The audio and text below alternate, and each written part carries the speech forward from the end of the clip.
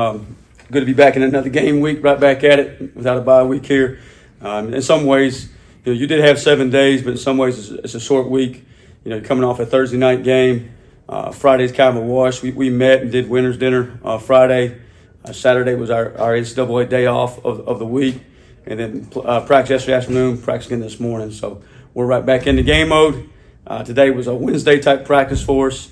Situational football, third down football. And tomorrow will be more of a Thursday, clean it up, focus Thursday type practice.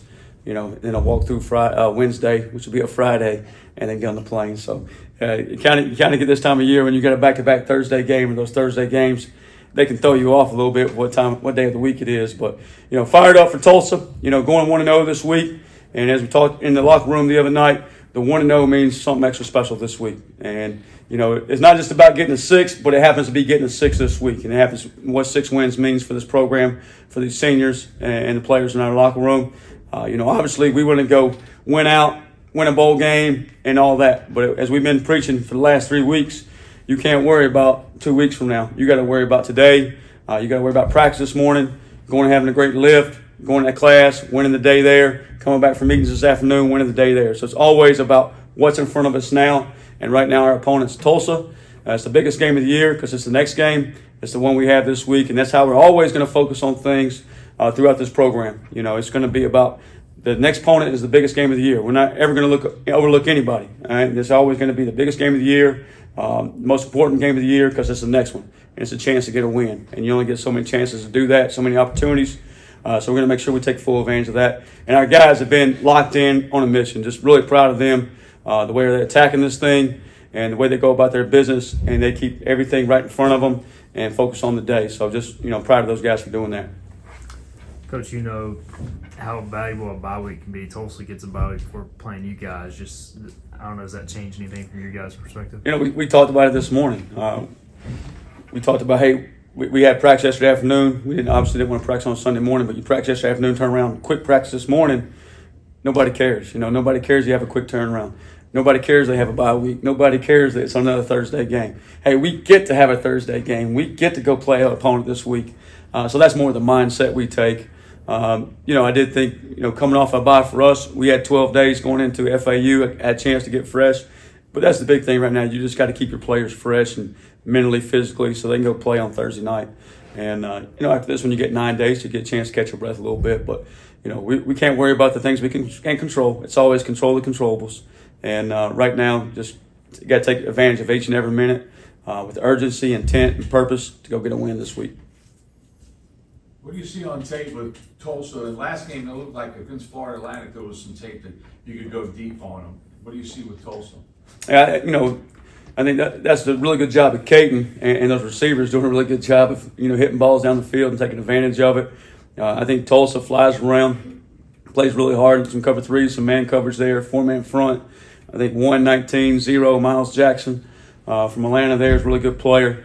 And they're going to play hard, and we got to make sure that it's more about us, and that's what we talk about. I couldn't tell you, who's calling the plays this week. Is it Coach Spur? Is the head coach? Who's going to play quarterback? What exactly they're going to do on defense with a bye week? They're going to tweak it a little bit. We tell our players, we respect the heck of our opponent. They're a good football team. But it's more about us and how we go about our business and approaching each and every day. So that's kind of been our main focus. Coach, since you and JD came down to the sideline from the booth, this will be your first game on the road. Is there any extra challenges or things specifically you're doing to, get ready for that? No, it's, home game, away game. You still got to make sure we're bringing that same effort, same energy, staying together, doing the things we need to do to win a football game. And I thought last Thursday, you worry about we come off a tempo and we had such great energy on the sideline, and I was worried about going to game 2. We'd lose a little energy there, and I talked to Coach Ruffin McNeil during the bye week, and one of the he talked to me about that. I was like, "Hey, Coach, how do you maintain this?" And he talked to me about some of those things. And then we got off the phone and called me right back. He said, "Hey, I forgot the most important thing." We had a great conversation about a lot of different things about Pirate Nation and just our team and different stuff. And he said, "I forgot the most important thing. Just continue to be yourself." So that's what we're going to continue to do. It doesn't matter home game, away game.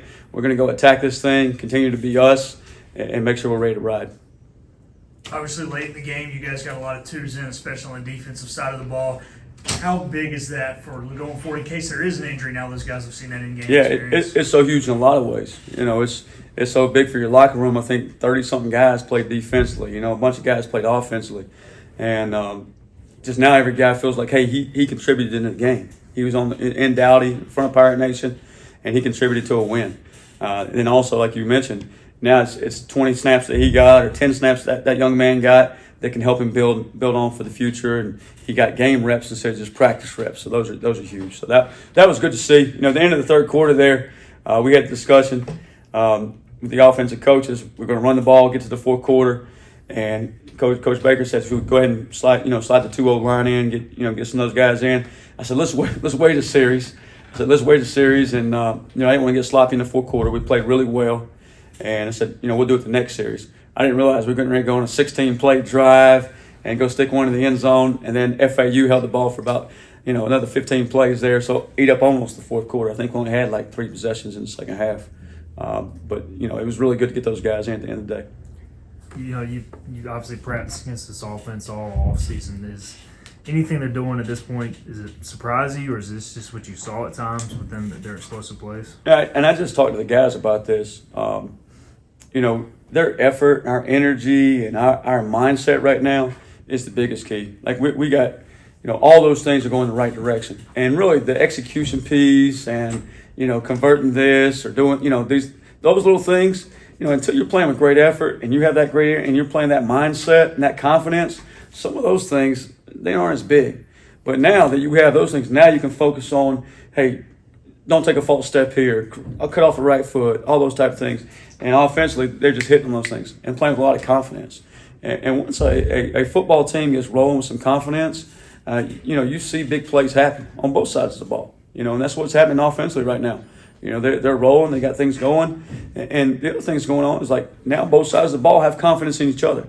Hey, the offense has the defense back. Defense has the offense back. Special teams goes down to make a play. So all 3 phases rolling together. And then that 4th phase, the sideline is, right in there as well. So you see that, from the sideline. You saw Kirk Francis, their quarterback last year, have some big success here. Just whether it's him or the other guys, what can you expect out of the Tulsa passing game specifically? Because they can make some plays. Yeah, Coach Wilson's kind of his passing games. He's a former O-line coach, so they do a really good job running the football. Going to find different ways to run duo and counters and stuff like that in there.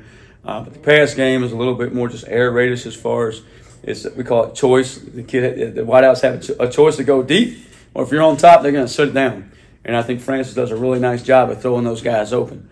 He'll take off, and all of a sudden he's going to sit it down, and then he throws it where none of your defenders can get to it, and does a really nice job of that. So we can't just drop in zones. We got to drop and actually match receivers. You almost have to have a defender under and over the top of receiver, but at the same time doing a really good job in the pass rush and see if you can affect him there. I think when he gets his feet set back there, he's really comfortable as a quarterback. When you make him move around, maybe you have a better chance to get him off his spot and off his tempo there. As the head coach now, are you watching more like Tulsa defensive film, or how are you balancing that? It's been awesome. I've really enjoyed the last 3 weeks, and hopefully get an opportunity to do this for a long time, and just really love the men in our locker room, our coaching staff, and the way everybody's going about their business and handling their business, and it showed up on game day. But you find yourself watching all phases more, watching more practice film. And I tell you what it does too. Like you see certain things, maybe Tulsa's defense is doing that you want to make sure we're not giving away, or vice versa. Or I go talk to the offensive coaches like, hey, what you did there really makes it tough on the defense. This is how the defense looks at it from perspective there. Or, have you ever thought about this? And we're kind of filling each other out there, feeding back and forth off each other, and what'll give us a chance to win, opportunity to win. So, just really enjoying every day. But our mindset right now is like, how can we take the next step, get the next win, and go beat a Tulsa team out there?